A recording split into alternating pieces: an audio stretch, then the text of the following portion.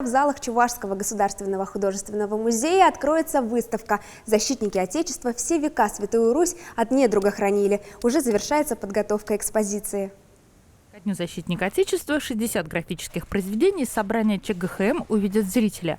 Куратор выставки Валентина Боброва в белых перчатках перебирает работы, которые будут выставлены в витринах. Ведь графика, воспевающая защитников, тоже нуждается в защите. Основная экспозиция оформлена классически в рамах из паспорту. Сама выставка третья в рамках проекта «Сколько лет уже прошло с той поры».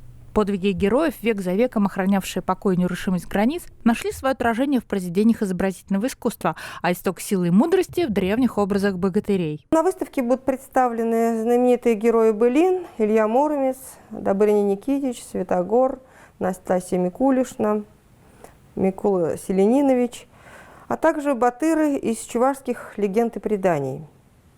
Так, например, литография «Битва», созданная Адель Акимовной Ефейкиной, выпускница Чебоксарского художественного училища, обратилась к теме чувашских легенд и преданий еще во время учебы в Академии художеств. Ее дипломная работа была как раз эта книжная графика. После возвращения в Чебоксары Чегиган издает книгу «Чувашские легенды и предания» с ее иллюстрациями. Зрители выставки «Защитники Отечества. Все века Святую Русь от недруга хранили» уже в эту пятницу увидят эстафету от героев былых времен до солдат и генералов, воевавших в годы Великой Отечественной войны, которым будет посвящен целый зал.